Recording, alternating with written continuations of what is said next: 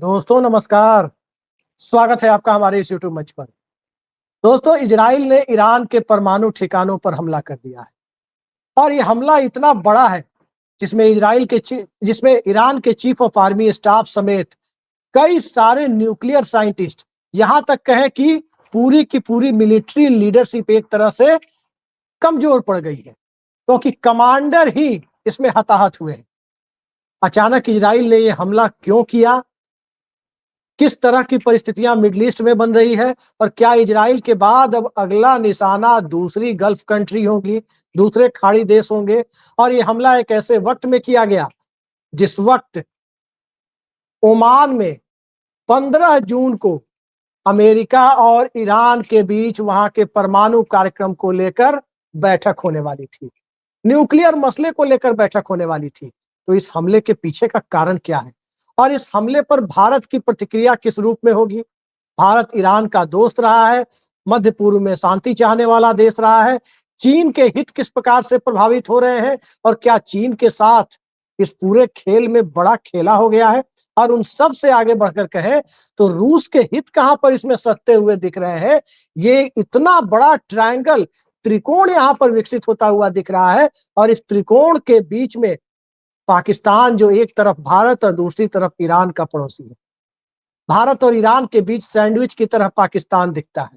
Iran से बलूचिस्तान की सीमा लगती है और इन सब से इतर जाकर देखें तो जिस प्रकार से पहलगाम हमले और ऑपरेशन सिंदूर के बाद दक्षिण एशिया के शक्ति समीकरणों को साधने की दिशा में तमाम कवायदें चल रही है, उस कवायद के बीच इस हमले का, ईरान इजराइल टेंशन का किस प्रकार का असर होना है, इन सब पर आज हम चर्चा करेंगे। और इस चर्चा के लिए हमारे साथ मौजूद हैं मिडिल ईस्ट मामलों के बहुत जाने माने विशेषज्ञ, बहुत गहरे अध्येता, दिन रात पढ़ाई लिखाई में लगे रहने वाले इकबाल चंद मल्होत्रा जी। इकबाल मल्होत्रा जी, आपका बहुत बहुत स्वागत है हमारे इस यूट्यूब मंच पर। सबसे पहले हमारे दर्शकों को आप ये बताइए कि इजराइल को ये कदम क्यों उठाना पड़ा जब ओमान में, मस्कट में ये वार्ता होने वाली थी अमेरिका के बीच?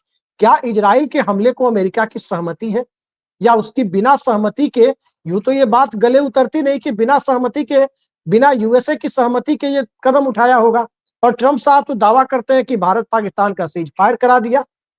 ट्रंप साहब तो कहीं ना कहीं यूक्रेन युद्ध में भी कहीं ना कहीं उन्हें लगता है कि वही रोक सकते हैं पूरे मामले को।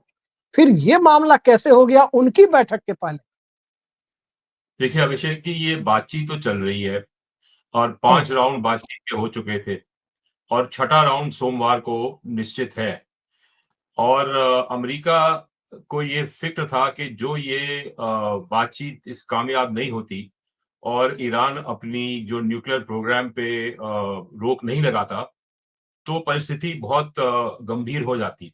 क्योंकि जो हम्म, ईरान न्यूक्लियर हो जाता है तो दूसरा देश सऊदी अरेबिया है, क्योंकि ईरान शिया देश है, सऊदी हम्म, अरेबिया सुन्नी मुसलमान देश है और सऊदी अरेबिया का प्रतिद्वंदी टर्की है। तो टर्की भी जी, वो हो जाता है न्यूक्लियर पावर। और उसके बाद में आप देखिए यूरोप में जर्मनी हो जाता है न्यूक्लियर और वहाँ पे पूरब में जापान और साउथ कोरिया भी न्यूक्लियर पावर्स हो जाते। हम्म, तो ये प्रोलिफरेशन रोकने के लिए ईरान को न्यूक्लियर पावर बनने से बिल्कुल रोकना बड़ा ज़रूरी हो गया था।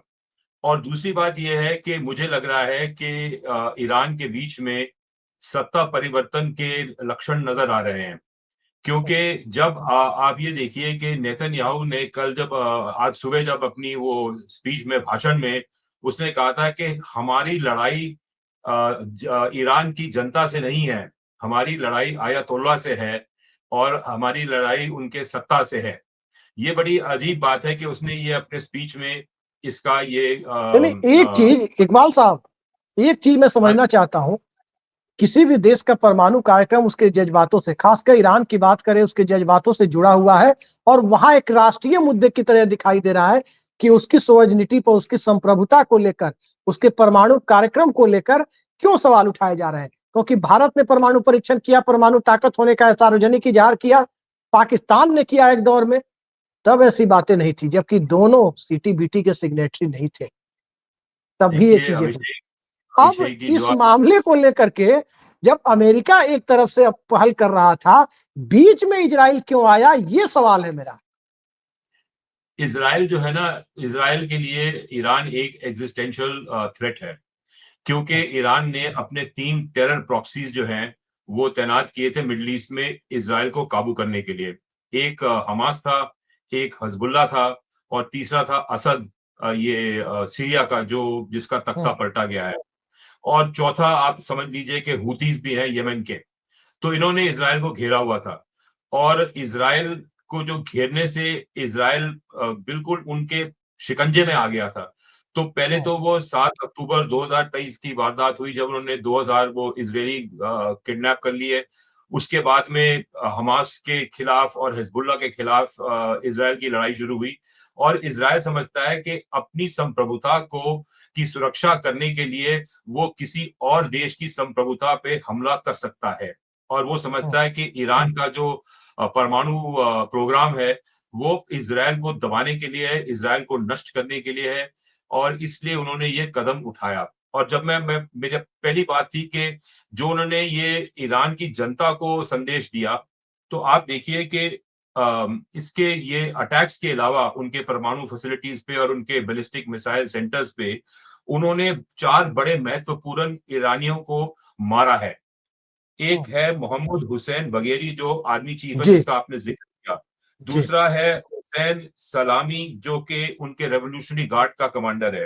हुँ, तीसरा है गुलाम अली राशिद जो कि उनका एन एनएससी का कमांडर था और चौथा था अली शमखानी जो कि बड़ा एक हार्ड लाइन एडवाइज़र था जी, आयतुल्लाह खामनेई खमेनी का। का। हुँ, और इन्होंने उन पे बड़ी ही प्रिसिजन स्ट्राइक से अपार्टमेंट बिल्डिंग्स में अपार्टमेंट के अंदर में उन पे अटैक मारा जैसे कि कोई रॉकेट प्रोपेल्ड ग्रेनेड छोड़ता है या तो मोसाद ने जमीन से मारा है या इजरायली एयरफोर्स ने क्रूज मिसाइल के द्वारा मारा है लेकिन मैं समझता हूं कि क्योंकि कंट्रोल ब्लास्ट था वो मोसाद की ही ये किलिंग्स थी तो ये जो 4 व्यक्ति थे, इनको मानने का मतलब क्या फ़ायदा है? इनका मानने का ये फ़ायदा है कि आप एक मिलिट्री कू जिसे कहते हैं, सत्ता परिवर्तन का आधार आप कायम कर रहे हैं। तो मैं समझता हूँ कि जो अंदर ईरान में जो जन आक्रोश है, ये अयातोल्लाहs के खिलाफ क्योंकि उनकी 40-47 साल की हुकूमत जी। पूरी हो चुकी है और लोग तंग आ चुके हैं।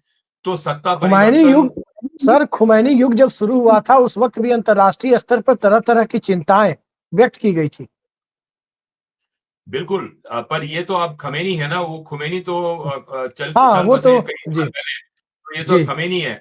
और हुँ, जो ईरान के बीच में सत्ता परिवर्तन हो जाता है, तो ये सबसे बड़ी कामयाबी होगी इज़राइल की और अमेरिका की क्योंकि इस सत्ता ने ये जो परमाणु प्रोग्राम है उसको त्यागना नहीं है। और जो ये अब हमले हुए हैं, जिससे कि आप ये देखिए कि ईरान या तो इसको एस्केलेट कर सकता है, इसको आगे बढ़ा सकता है या एक सिंबॉलिक रिस्पॉन्स जिसे कहते हैं एक प्रतीकात्मक प्रतिक्रिया अपना सकता है, जो कि जी। उसने लगता है अपनाया है जब ये 100 ड्रोन्स को उसने भेजा है।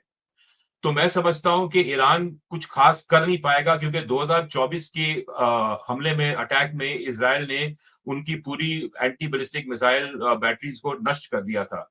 तो अब जो ये सत्ता रहती है, सर्वाइव करती है, तो ये निश्चित रूप से परमाणु बम बनाएँगे और इनके पास क्षमता थी कल के अटैक के पहले कि हुँ, सितंबर के महीने तक ये 9 डिवाइसेस बना सकते थे और 6 और प्रोसेस में थे। तो आप समझिए कि इस साल के अंत तक ये 15 न्यूक्लियर डिवाइसेस बना के वॉरहेड्स बना सकते थे और उनको बैलिस्टिक मिसाइल्स में वो फिक्स करके उनका एक डिटरेंट हो जाता। ये बात हुँ, अनएक्सेप्टेबल थी अमेरिका के लिए और इज़राइल के लिए और इज़राइल अमेरिका का प्रॉक्सी है और अमेरिका के आदेश के बिना और उसके सपोर्ट के बिना ये हमला कभी भी नहीं इज़राइल कर पाता। क्योंकि जो ये जी, ज़मीन के अंदर में जो इनकी जो साइट्स हैं, उनके लिए जो बंकर बस्टर बॉम्ब्स हैं, वो सारा अमेरिका ही देता है और कोई नहीं दे सकता। इज़राइल के जी, पास अपने आप क्षमता नहीं है। जी। एक सवाल इससे जुड़ा हुआ ये है कि इज़राइल के तो अपने जज़्बात उसके न्यूक्लियर कार्यक्रम से जुड़े हुए हैं। इज़राइल के बीच खामनेई का समर्थन कितना है, ये अलग मुद्दा है। लेकिन क्या आपको लगता है जिस प्रकार से मिडल ईस्ट के इक्वेशन बदल रहे हैं, मध्य पूर्व के इक्वेशन बदल रहे हैं, उसमें डोनाल्ड ट्रंप की भूमिका अब किस तरह की होगी? 15 तारीख वाली वार्ता के पहले जब ये सारी चीजें हुई है, तो अब उनकी भूमिका किस तरह की होती हुई आपको दिखाई दे रही है? देखिए, अब तो वो दबाव डालेंगे ईरान पे। उनका जो फॉरेन मिनिस्टर है उसका नाम है वो नाम मैं भूल गया हूँ उसका, लेकिन वो स्टीव जी, विटकॉफ है, वो खास ट्रंप के जी, एसोसिएट हैं। उनके साथ में उसकी वार्तालाप चल रही है और ईरानी जो है वो जिसे कहते हैं ना कि वो नेगोशिएशन में बहुत माहिर हैं और वो लंबा खींचते हैं। अब वो तो इस यहाँ सीज नेगोशिएशन फायर क्यों नहीं करा रहे हैं? यहाँ ट्रंप जी साहब क्यों नहीं करा रहे सीज फायर? सीज़फायर उनके हित में नहीं है। वो चाहते हैं कि ईरान की जो परमाणु क्षमता है और उसकी बैलिस्टिक मिसाइल्स की क्षमता है, वह पूरी तरह से नष्ट हो जाए, कम से कम 3-4 साल पीछे चली जाए। तो जब तक कि ये क्षमता पूरी तरह से नष्ट नहीं होगी, तब तक ये ऑपरेशन राइजिंग लायन चलता रहेगा। हम्म, वो रुकेगा नहीं। जी। जी, रुकेगा नहीं, लेकिन जो चीज रुक सकती है वो क्या है? और जो चीज रुक सकती है, जरा उसकी शुरुआत हम पाकिस्तान और ईरान, जो बॉर्डर कंट्री है, और जिस प्रकार से भारत की भूमिका ईरान के दोस्त के तौर पर हमेशा से रही है। गजा का मुद्दा जब आया, उस वक्त भी भारत को फिलिस्तीन के प्रति जो नीति सी थी भारत की, थोड़ा सा डेविएशन, थोड़ा सा विचलन दिखा था उसमें, भारत सरकार की नीति में। अब आपको क्या लगता है, एक तरफ पाकिस्तान का फ्रंट भारत के लिए खुला हुआ है, और पाकिस्तान ओ भारत पाकिस्तान की स्थिति आप जान ही रहे हैं, और इस बीच में जब ईरान का मामला आया है, इस मामले पर सैद्धांतिक पहलू तो भारत का ईरान के पक्ष में खड़ा होने का है। यूएन में वोटिंग और एब्सटेनिंग की घटना आप देख चुके हैं। यहां तक कि अभी भी इस हमले की संयुक्त राष्ट्र ने इजराइल के रुख की कड़ी निंदा की है, इस हमले की अभी उनका बयान आया है, वो कड़ी निंदा है। लेकिन बावजूद इसके हमला चल रहा है, वो तो बस हस्तिनापुर की भलाई चाहता हूं, इसी तरह से वो संयुक्त राष्ट्र उपदेश देने की भूमिका में रहता है, जहां भी अमेरिका और प्रो अमेरिका लॉबी रहती है वहां।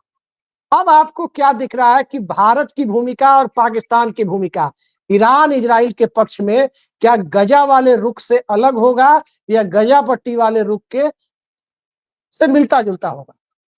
अभिषेक जी, ऑपरेशन सिंदूर में केवल एक देश था पूरी दुनिया में, दुनिया के हम्म, 175 देशों से के बीच में एक ही देश था जिसने हमारा समर्थन किया और वो इज़राइल है। तो हम किसी जी, भी हालत में इज़राइल का साथ नहीं छोड़ सकते, ना हम्म, इज़राइल को हम दबने देंगे। तो इज़राइल के साथ हमारे बड़े ही इम्पोर्टेंट और स्ट्रैटेजिक, टैक्टिकल, जी, मिलिट्री, कमर्शियल संबंध हैं।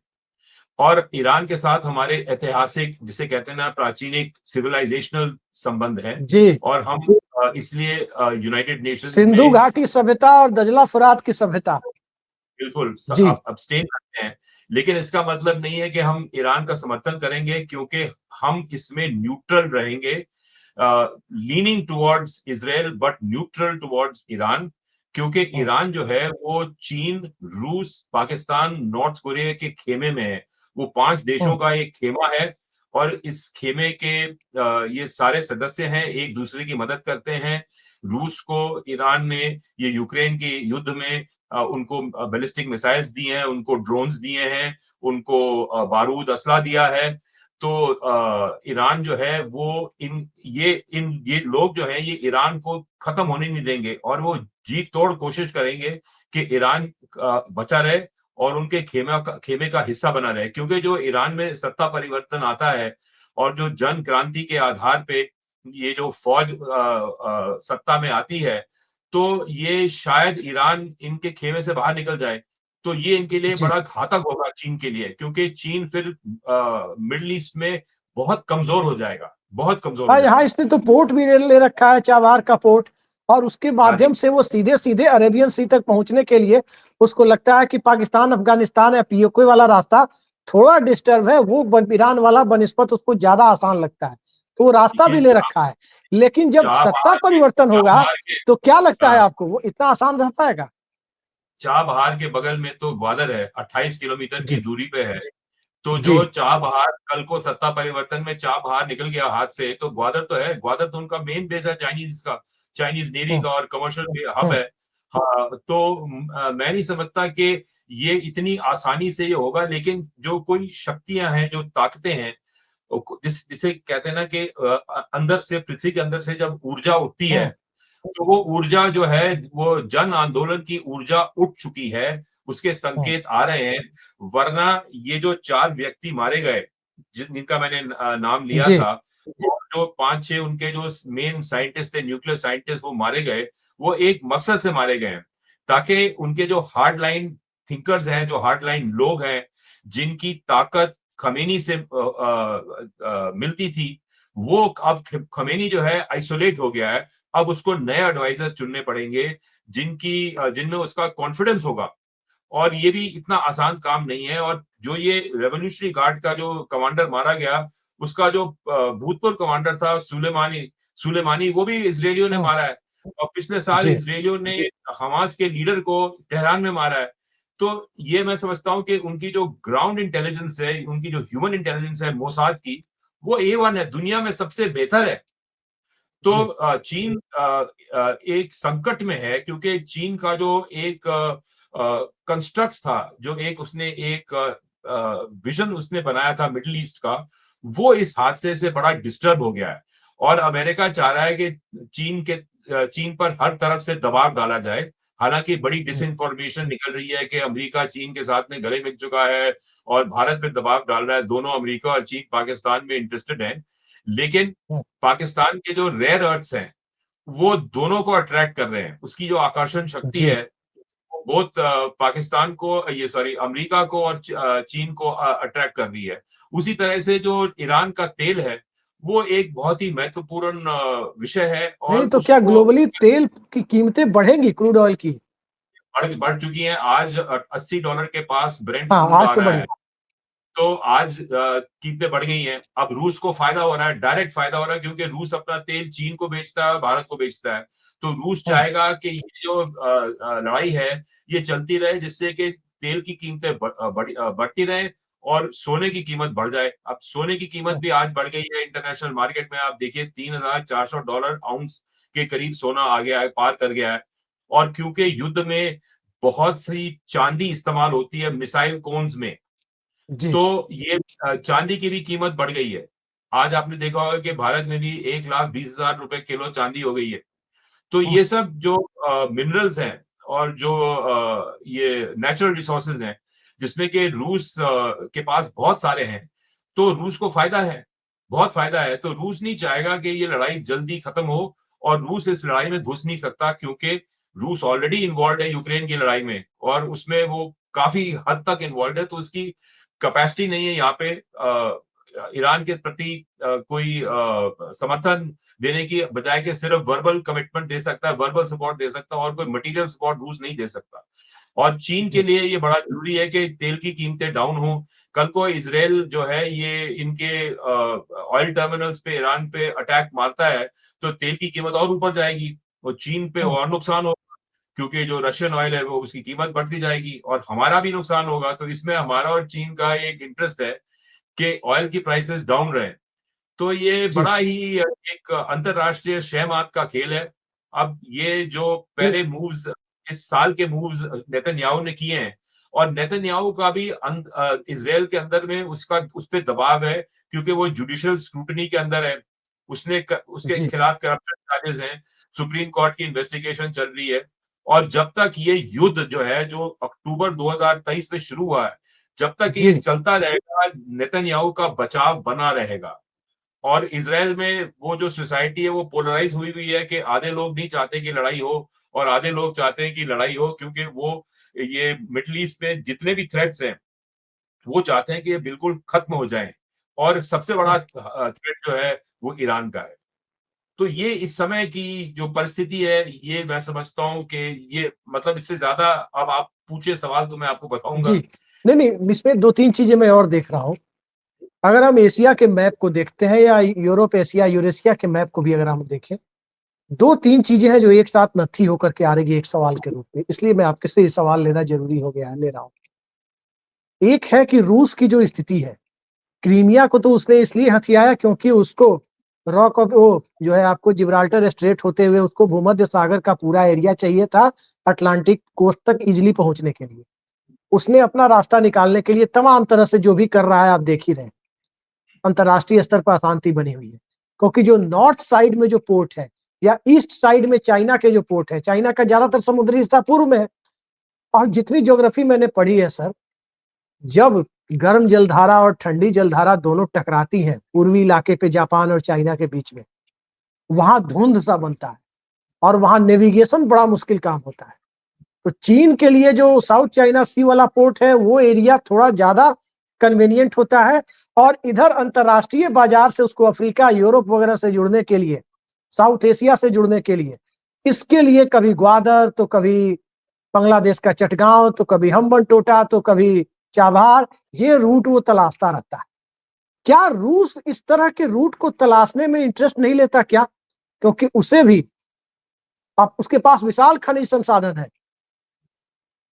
अभिषेक जी, ऐसा है कि रूस जो है ना इस समय जूझ रहा है ये यूक्रेन के युद्ध में। आप जो रिवाइंड करेंगे 2022 में फरवरी में, तो यहाँ पे कई विशेषज्ञों ने कहा कि ये 3 दिन के अंदर में रूसी सेना ये कीव में पहुंच जाएगी। तो मेरा उस वक्त अंदाज था कि ज़ेलेंस्की जो है उसमें जो स्वाभिमान है वो कभी भी खत्म नहीं होगा और वो रूस उसको उस पे हावी नहीं हो पाएगा। तो लड़ाई चल रही है और चलती रहेगी। रूस जो है उसकी एम्बिशन जो है, महत्वाकांक्षाएं जो है, वो इतनी इस समय एक्सटेंड नहीं करती। वो चाहता है कि वो इस युद्ध में से निकले और उसके बाद में जो वो युद्ध में विजय प्राप्त कर सके नेटो के खिलाफ, तो वो बाल्टिक की जो कंट्रीज हैं, लातविया, लिथुआनिया, एस्टोनिया, उन पे हावी हो जाएगा, फिनलैंड पे हावी हो जाएगा और अपने सरहदों को आगे बढ़ाएगा। उससे वो जी, उसके ट्रेड रूट्स जो सी के रूट्स हैं, वो और खुल जाएंगे। अब चीन की हम्म, बात आप करते हैं, तो आप ये देखिए कि जो ग्वादर से लेके शिनजियांग तक चीन का के पास ये सीपेक कॉरिडोर है। उसने हम्म, इसको इसलिए बनाया था ताकि जो मलक्का स्टेट्स में एक चोक पॉइंट है, जहाँ पे कि जी, अमेरिकन नौसेना और भारतीय नौसेना वो चीन का गला घोट सकती थी, उसकी शिपिंग जो है वो उसको दबा सकती थी। वो अब जो चोक पॉइंट है वो निकल गया, इतना महत्वपूर्ण नहीं रहा, क्योंकि ग्वादर से बाई लैंड उसकी जो पाइपलाइंस हैं हम्म, वो तेल और नेचुरल गैस को ट्रांसमिट कर रही है जिनजियांग में। जिनजियांग में जी, उन्होंने 9 रिफाइनरीज स्थापित की हैं, जो कि ये कच्चे तेल में से डाउन स्ट्रीम प्रोडक्ट्स बना रहे हैं, जैसे पेट्रोल, डीजल, एक्सेट्रा एक्सेट्रा। जी, तो वो उनको उनके पास रेल लिंक भी है all the way down to Gwadar. तो जब तक कि पाकिस्तान उनके कब्जे में है और वो पाकिस्तान को अपने कब्जे से छोड़ेंगे नहीं, तब हम्म, तक चीन का ऑल्टरनेट जो रूट है एनर्जी के लिए और उसके लिए आपके जो ट्रेड के लिए, वो ग्वादर का पोर्ट है, कराची का जी। पोर्ट है। और वो उसको इसमें, पाकिस्तान की सुरक्षा और जी, संप्रभुता है, वो चीन के लिए बड़ी जरूरी है। जी, इसमें ईरान पर यदि हम देखें तो आईएईए का भी बयान आया है, इंटरनेशनल एटॉमिक एनर्जी जो एजेंसी है, परमाणु ऊर्जा एजेंसी जो है, उसका भी बयान आया है। वो भी एंटी ईरान स्टेटमेंट दे रहा है, ईरान के रुख के खिलाफ जा रहा है, उसके परमाणु कार्यक्रम की निंदा कर रहा है। आईएईए क्या आपको लगता है, प्रो इजराइल है या कहीं ना कहीं सीटीबीटी और एनटीबीटी के मान एनटी एनपीटी के मानकों के अनुरूप चलने की वजह से ईरान के खिलाफ जा रहा है? अभिषेक जी, आईएईए यूरोपीय देशों से भरा हुआ है। उसमें जी, सारे नेटो कंट्रीज मेंबरान हैं और हम्म, वो अमेरिका का उसपे काफी बड़ा होल्ड है। तो वो लोग ऑब्वियसली ईरान के खिलाफ हैं। जर्मनी के चांसलर ने ये कल परसों एक बयान दिया था कि ये ईरान कभी भी हम परमाणु पावर बनने नहीं देंगे, क्योंकि हम्म, ये जो बनने लगेगा तो हमको इसको हमला करके उसकी पूरी की पूरी जो न्यूक्लियर कैपेबिलिटी है उसको समाप्त करना पड़ेगा। तो जैसे हम्म, मैंने आपको शुरुआत में कहा था कि जो ईरान न्यूक्लियर पावर बनता है, तो फिर ये आपका सऊदी अरेबिया बन जाता है। तो सऊदी अरेबिया के बाद में टर्की बनेगा, टर्की के बाद में जर्मनी बनेगा। तो ये सब जो देश हैं, ये फिर जो इस खित्ते में ये 4 यूरेशिया के अंदर में 4 नए परमाणु देश आ जाएंगे और कई किस्म के इसमें उसके रिपरकशंस होंगे। उन सब रिपरकशंस को हम अभी एक मतलब एक मैट्रिक्स में, एक फॉर्मूला में रिड्यूस नहीं कर सकते। हम्म, तो ये ईरान का नॉन न्यूक्लियर रहना एक बड़ी जबरदस्त मजबूरी थी नेटो कंट्रीज के लिए और वेस्ट के लिए, इसलिए उन्होंने ईरान पे कई सालों से दबाव डाला हुआ है। और जी, वो एक्चुअली तब संतुष्ट होंगे जबकि ईरान का जो पूरा न्यूक्लियर प्रोग्राम है वो समाप्त नहीं होता, और जब तक कि उसके जो लीडरशिप है, उसकी जो नेतृत्व है, वो नेतृत्व भी मिट नहीं जाता, जो कि ये जिसकी महत्वाकांक्षा थी या है कि भाई हम एक परमाणु शक्ति बने दुनिया के अंदर, क्योंकि उनके पास तेल जी, है, और जो न्यूक्लियर पावर आ जाती है तो उनकी मिलिट्री कैपेबिलिटी बहुत बढ़ जाती है। हाँ, तो मैं समझता हूँ कि ये जो ईरान का है, he is the odd man out जिसे कहते हैं, कि वो एक अलग ही देश है जो कि सबको थ्रेटन करता है, क्योंकि जो वो न्यूक्लियर बन गया तो उसका जो रिपरकशंस हैं, कॉन्सिक्वेंसेस हैं, वो पूरे के पूरे यूरेशिया में फैल जाएंगे, जी। और फिर सर हम प्रोलिफरेशन जो है, न्यूक्लियर जी, प्रोलिफरेशन जो है, वो फैल जाएगी, और सारे जितने भी ये सब देश हैं, उनको अपनी डिफेंस बजट पे, अपनी सुरक्षा पे बहुत सारा पैसा खर्च करना पड़ेगा, और एक ग्लोबल आर्म्स रेस अनलीश हो जाएगी। जी। जी। आखिरी सवाल पर हम आ रहे हैं। हालाँकि हमारे देश में तो आजकल गोदी मीडिया को आप देखें, तो अहमदाबाद प्लेन क्रैश के बाद जो बोइंग जेटलाइन वो बोइंग बोइंग 787 जो वो हुआ है ड्रीमलाइनर, जो हाँ। एक्सीडेंट हुआ है और जो दुखद घटना हुई है, उसके बाद कुछ गोदी मीडिया वाले तो यहाँ गीता ढूँढ रहे हैं कि गीता नहीं जली। यहाँ इनका अलग प्रोपेगेंडा है। तो ये सब ख़ैर चलता रहता है, कि भगवत गीता नहीं जली। ख़ैर, इससे अलग, इस प्रोपेगेंडा से अलग जो चर्चा हम लोग आज कर रहे हैं, भारत सरकार का रुख, भारत के लोग और ईरान के लोगों के बीच ऐतिहासिक संबंध, ये सारी चीज़ें तो आपने बता दी।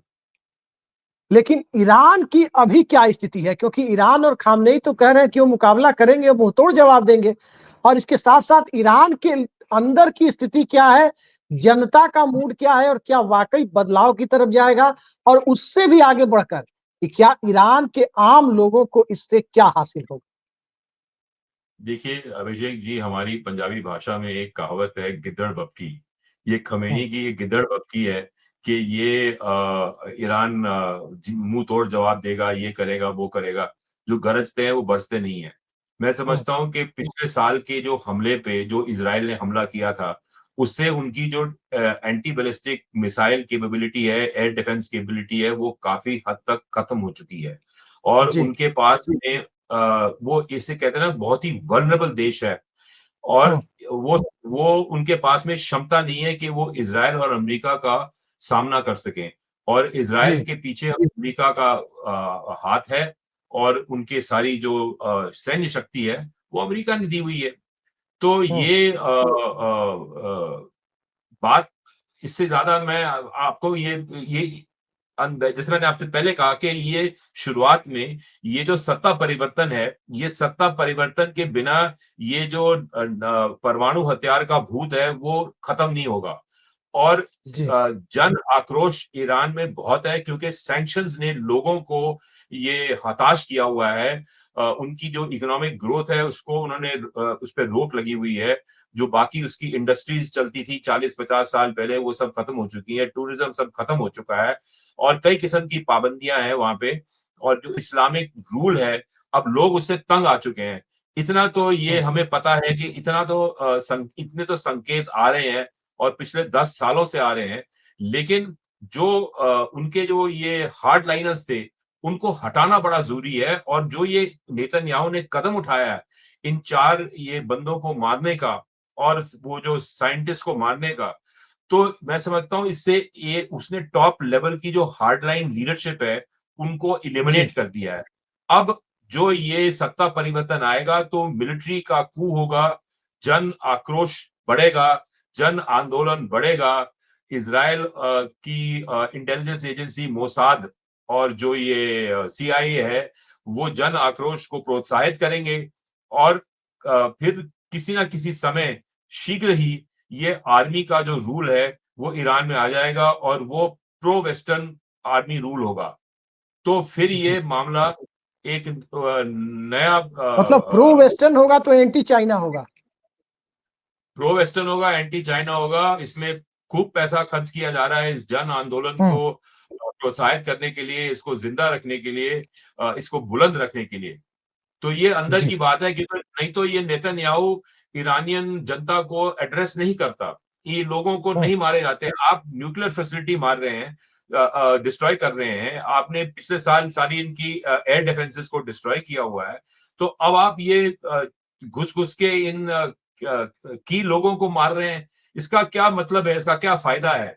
इसका फ़ायदा यही है कि एक किस्म का जो ग्राउंड स्वेल ऑफ ऑपोज़िशन है, वो ऑलरेडी उसमें एक मोमेंटम है और उस जी, मोमेंटम को बढ़ाने के लिए और उस मोमेंटम को एक दिशा देने के लिए ये इन्होंने किया है। अब शायद हो सकता है कि कुछ और लोग भी मारें, क्योंकि जो हाँ, मोसाद है और उनका एक मिलिट्री यूनिट है 8200, जो बहुत ही कामयाब मिलिट्री यूनिट है, जो इनके सिग्नल्स को जैम करता है। इज़राइलीज़ का मिलिट्री यूनिट है हाँ, 8200।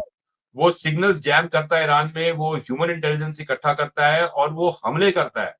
तो ये जी, बढ़ेंगे, ये अंदर में इसमें सिविल वॉर की परिस्थिति भी आ सकती है। जब जन आक्रोश बढ़ेगा तो सिविल वॉर निश्चित रूप से होगा कि जब सत्ता परिवर्तन होगा तो सिविल वॉर के ज़रिए होगा, क्रांति के ज़रिए होगा और किसी डेमोक्रेसी से कोई इलेक्शन से थोड़ी होगा।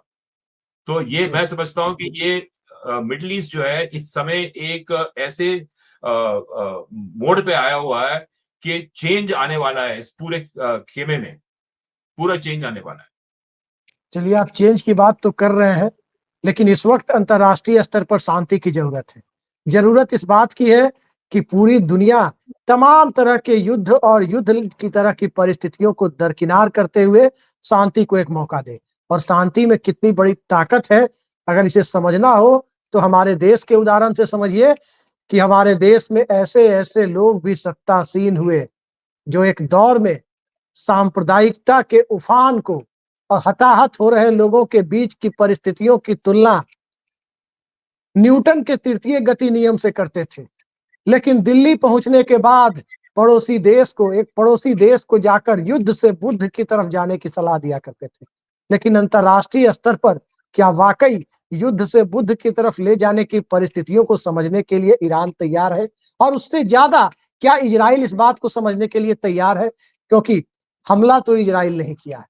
और ईरान सैद्धांतिक तौर पर उसकी बातें सही हो सकती है और सैद्धांतिक तौर पर सही इसलिए हो सकती है क्योंकि भारत जैसे देश ने भी अपने परमाणु कार्यक्रम को आगे बढ़ाया, शांतिपूर्ण उद्देश्यों के लिए बढ़ाया। क्या ईरान इस बात की गारंटी दुनिया को देने के लिए तैयार है कि उसका कार्यक्रम शांतिपूर्ण उद्देश्यों के लिए है? उसके परमाणु कार्यक्रम, न्यूक्लियर जो एजेंडा है उसका, क्या वो पीसफुल कमिटमेंट के लिए है? ये सब ऐसे सवाल है और इन सवालों के इर्द-गिर्द मध्य पूर्व जिस प्रकार से इजराइल-फिलिस्तीन विवाद, गजा का विवाद, अरब देशों के बीच का विवाद, इजिप्ट का मसला, लीबिया का मसला और उसके अलावा अरब स्प्रिंग जिस प्रकार से हुआ उस इन सब के बीच ईरान, इराक और कुवैत फिल्मों में देखना बड़ा आसान होता है। वास्तविकता जिस दिशा में जाती है, तब युद्ध की बात करने वाले लोगों को भी कहीं न कहीं परिस्थितियों से दूसरी तरफ जाना पड़ता है। आज दुनिया एक अलग दौर में, आज अर्थतंत्र की ताकत और लोगों की क्रय शक्ति पूरी दुनिया में किसी भी देश की ताकत को तय कर रही है। चौथी अर्थव्यवस्था भारत ज़रूर बन गया, लेकिन जब बात प्रति व्यक्ति आय की आती है, तो घूम फिर कर मामला वही आता है कि 82 करोड़ लोगों को यानी 60% हिंदुस्तानियों को तो हम 5 किलो राशन की सरकारी इमदाद पर जिंदा रखे हुए हैं। क्या वही स्थिति मिडल ईस्ट के देशों में बनेगी? क्या वही स्थिति दुनिया के दूसरे देशों में बनेगी? सुपर पावर की जंग और सुपर पावर बनने की होड़, आर्थिक महाशक्ति बनने की होड़ और दक्षिण एशिया के सत्ता समीकरणों को साधने की होड़ के बीच यदि मध्य पूर्व एशिया यदि डिस्टर्ब होता हुआ दिखाई दे रहा है, तो आने वाले वक्त में क्या वाकई दुनिया तीसरे विश्व युद्ध की तरफ चली जाएगी? फिलहाल तो इस पर कुछ नहीं कहा जा सकता। सारा खेल ईरान के शक्ति संतुलन और सत्ता संतुलन को साध कर पश्चिमोन्मुखी बनाने का है। अमेरिका फ्रेंडली शासन चाहे वो मिलिट्री के सहारे हो या किसी और सहारे हो, उसकी स्थापना का दिखाई देता है। पर इजराइल कहीं न कहीं खुले तौर पर अमेरिका भले कहे ना कहे, इजराइल उसकी भाषा ही बोलता हुआ तो नजर नहीं आ रहा है। आने वाले वक्त में सब कुछ पता चल जाएगा। आज की इस बेहद महत्वपूर्ण और सारगर्भित चर्चा में जुड़ने के लिए इकबाल मल्होत्रा जी आपने समय निकाला। बहुत-बहुत धन्यवाद आपका। नमस्कार। नमस्कार।